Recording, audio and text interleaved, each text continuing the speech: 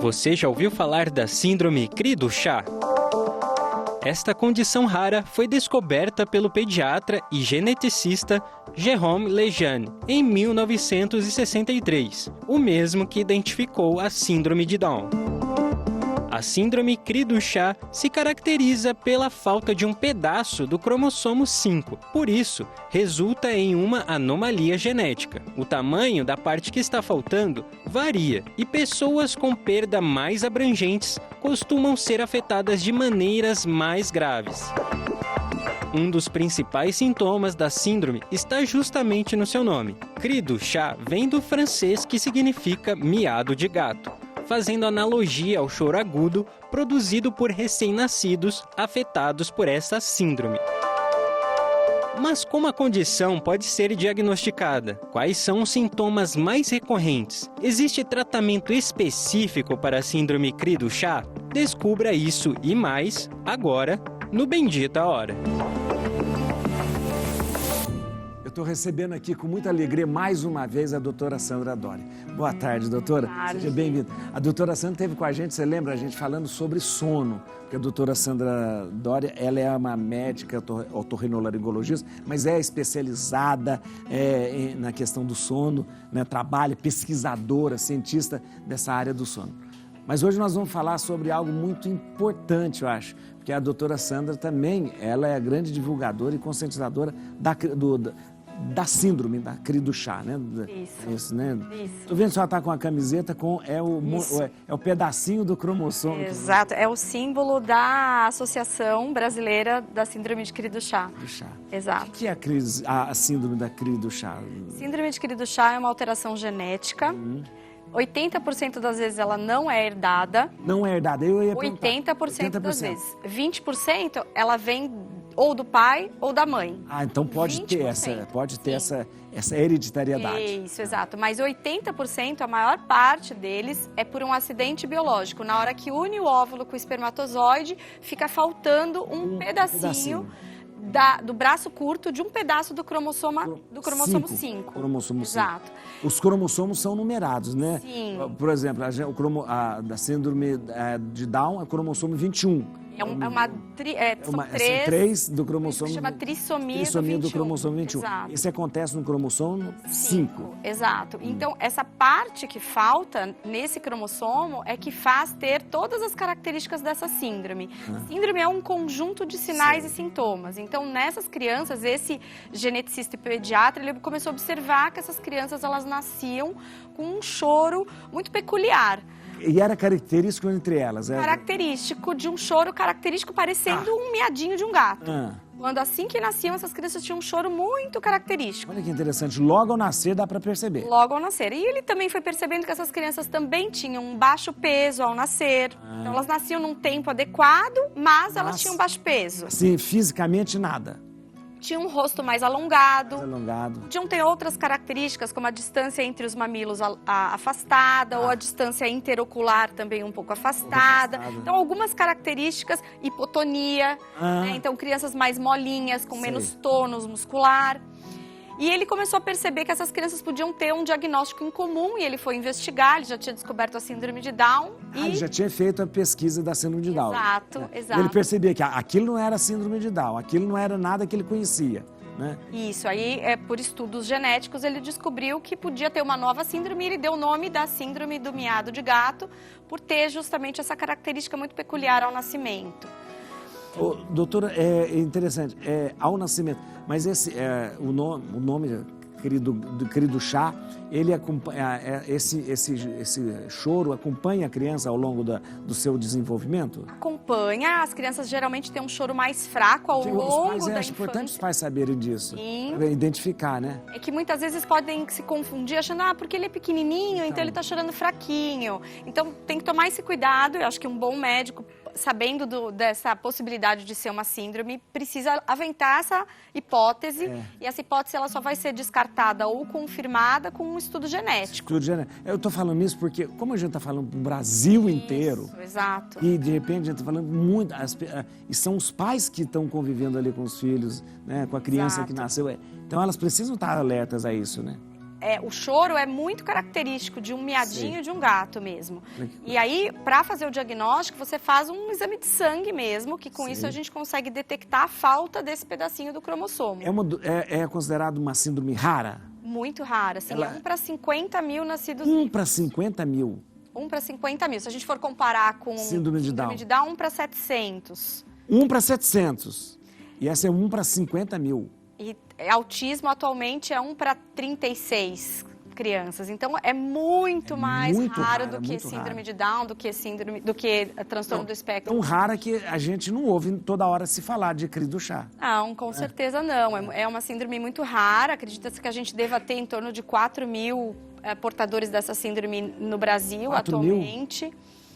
Mas a gente não tem esse conhecimento. Muitos provavelmente estão subdiagnosticados, não tem esse diagnóstico ainda feito. Né? Então, o que caracteriza essa criança com a síndrome de cri do chá é um atraso do desenvolvimento neuropsicomotor, ou seja, ela tem um atraso de aquisições dos marcos de desenvolvimento. Então, o andar geralmente é um pouco mais atrasado, o contato, as aquisições do dia a dia, né? Isso, então, uma criança que faz um acompanhamento com o pediatra, ele logo vai notar. Ele vai notar. Tem aquela curva do crescimento, tem aquela coisa, tudo que ele analisa. Exato. Então, já vai perceber, geralmente com 3, 4 meses, que essa criança ainda não está sustentando a cabeça, que é o primeiro marco do desenvolvimento que você espera. Depois o engatinhar, o sentar, o andar. Então, tudo isso acaba ficando mais atrasado. Doutora, não é possível detectar num pré-natal, né? O pré-natal pode identificar o atraso do desenvolvimento dessa criança intraútero. Pode acontecer de perceber algumas alterações, como o atraso do desenvolvimento, baixo peso, mas o diagnóstico de certeza até pode ser feito intraútero, mas com exames mais invasivos, ou atualmente o NIPT, né? Atualmente você faz um exame de sangue e você consegue detectar as principais alterações genéticas, e se investigado especificamente cri do chá é possível sim, porque você tem como investigar o material genético dessa criança. O acompanhamento com o pediatra é fundamental. Fundamental. Doutora, eu estava escutando, eu vou falar já, eu estava escutando isso no rádio falando, tá tendo pouco pediatra, né? Muitos médicos não estão querendo ser pediatra, engraçado, né? Estava vendo uma reportagem sobre isso. Engraçado, tem lugares, prefeituras, lugares que não está conseguindo pediatra. Principalmente fora de São Paulo, né? Se a gente for para fora das capitais. É engraçado isso, né? Interessante. Infelizmente, né? Não sei porquê, de repente. Doutora, a senhora toma café? Tomo. Vai tomar café sim? Tomo. Eu vou... Sem açúcar, né, doutora? Por favor, isso. Nossa, lembrou? Claro! Porque a senhora rejeitou meu açúcar. Enquanto a senhora toma, eu vou ali falar com a Márcia, volto pra gente. Porque daqui a pouco quero mostrar os livros aqui, ó, da doutora Sandra também, síndrome do cri do chá, que é importantíssimo a gente conhecer. Vai ver agora um pouquinho mais da relação da síndrome e o sono. Veja só, e depois a doutora vai poder falar, porque ela entende das duas coisas.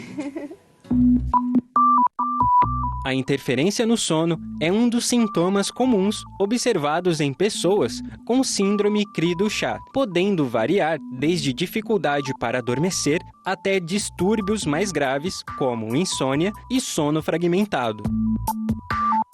Em 2009, pesquisadores holandeses aplicaram um questionário de sono em 30 pacientes com síndrome de cri do chá. Os autores encontraram queixas de distúrbios de sono em 30% dos pacientes, e a alteração de sono mais comum observada nos pacientes com a síndrome foi o aumento no tempo acordado após adormecer. Ainda existem poucas publicações médicas sobre o tema, mas como a síndrome acaba interferindo na qualidade do sono? Existem contramedidas a serem tomadas? Confira agora. Eu não entendi muito. A questão da relação do sono é uma questão de diagnóstico? Assim. Na verdade, as crianças com essa síndrome, muitas delas, apesar de na literatura ainda não estar bem estabelecido a porcentagem delas, qual é a afecção, quanto que elas são afetadas, mas muitas a gente vê que tem problemas de sono, dificuldade para pegar no sono, lutam para pegar no sono, ou quando pegam no sono acordam em seguida e ficam acordados muito tempo ao longo da noite, ou acordam várias vezes ao longo da noite. E isso foi o motivo pelo qual, na verdade, eu acabei fazendo medicina do sono, por quanto que o meu filho dormia mal. A gente nem falamos.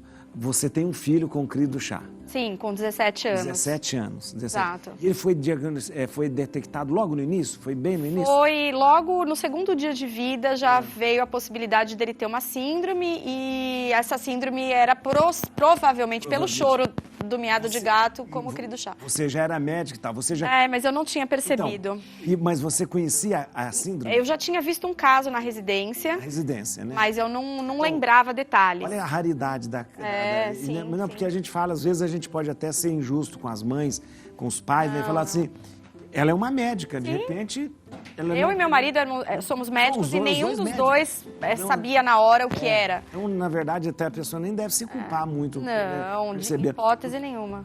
Porque o tratamento, ele aliás, eu não sei como é que conduz o tratamento, ou se há o acompanhamento, mas ele, quanto mais cedo, melhor. Na verdade, assim, tanto da parte de sono, como do modo geral, essa criança ela precisa de um tratamento multidisciplinar. Primeiro, ela precisa ser diagnosticada, identificar a síndrome e tentar encontrar profissionais que, obviamente, eles não vão ter uma grande experiência na síndrome, porque, como é muito raro, o que a gente fala é que a gente precisa encontrar profissionais com boa vontade, que queiram se debruçar em algum livro, em algum, né, e olhar o que encontrou, como pode ajudar, pegar casos semelhantes, fazer comparações e ver qual que é o melhor tratamento para cada indivíduo, porque são crianças, muitas vezes, diferentes entre si, em termos de fala, de deambulação, de conseguir fazer determinadas coisas ou não. Então, a comparação entre os pares da síndrome não é tão boa, porque você acaba ficando com essa ansiedade. Será que meu filho vai ser assim ou não vai?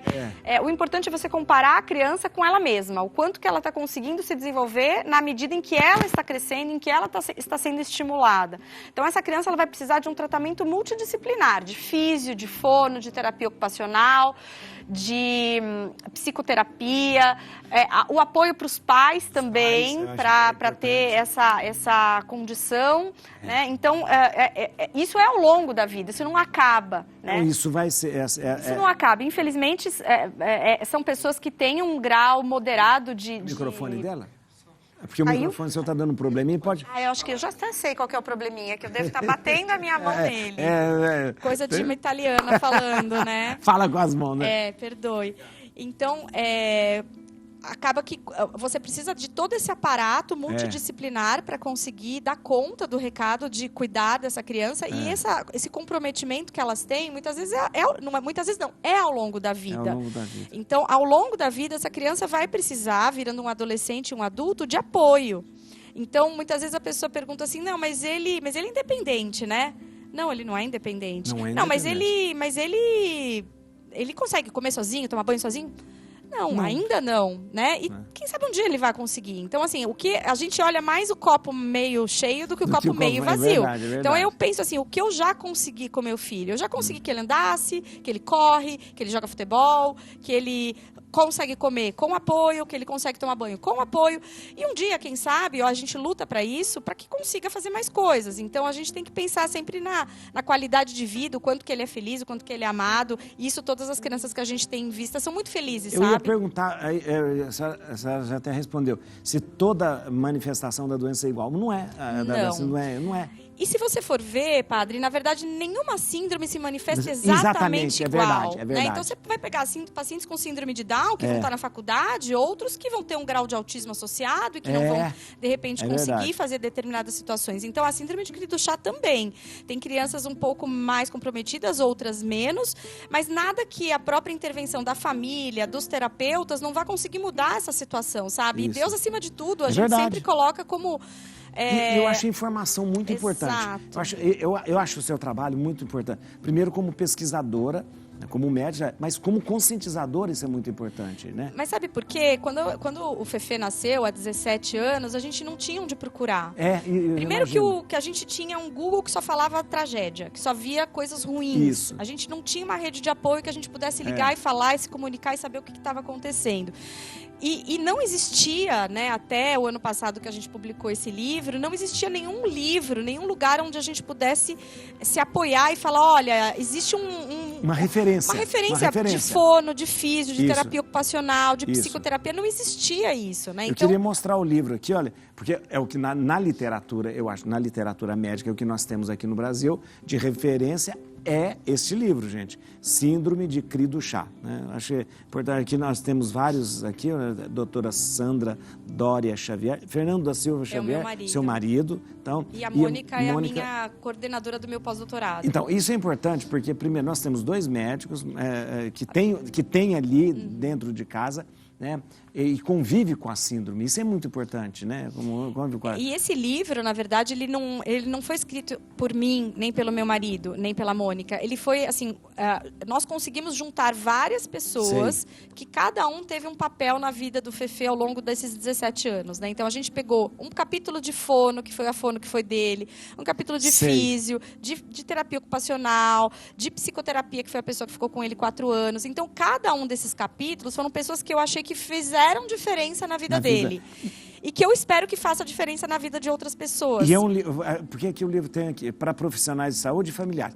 Ele é um livro acessível, que as pessoas... Completamente acessível, é para leigos. Para leigos, ou seja, para pessoa que não tem conhecimento médico, mas consegue. Tranquilamente, e acredito e falo ainda que, na verdade, seria um livro que não só para pessoas que têm um filho com síndrome de Cri-du-Chat. Tem um filho com alguma neurodeficiência, esses capítulos técnicos de físio, fono, TO, eles são riquíssimos, são de profissionais muito gabaritados, Eu acho importante também, não é só para a família, mas a questão do educador também, da escola. Exato. Porque a escola vai lidar em algum momento vai lidar com... E se a gente leva informação para essa família, para essa escola, fala, olha, tem uma rede de apoio, você pode contactar, isso causa uma tranquilidade para quem está abraçando esse caso, sabe? E, inclusive, a gente tem uma associação aqui brasileira, que chama Associação Brasileira da Síndrome de Cri-du-Chat, fundada por uma amigona minha, que é a Gabriele Renhac, e junto com o marido dela, que são pais do Otto, que são é um menininho lindo de 6 anos, que eles fundaram essa associação, que é o que nutriu tudo isso até hoje. Beleza. Eu queria, olha, esse é o livro, só dar a gente vai terminar, eu queria só lembrar aqui, ó, o livro a gente encontra onde, doutora? No site www.cri-du-chat-brasil.com.br, que é o site da Associação Brasileira Cri-du-Chat. www.cri-du-chat.com, desculpa, não tem BR. cri-du-chat-brasil.com. Exato. Atenção, Cri-du-Chat se escreve como a gente geralmente fala aqui, ó, Cri-du-Chat. É uma expressão em francês, né? O miado do gato. Ela trouxe também, eu achei muito interessante essa aqui, que é mais para crianças, né? Para crianças entenderem.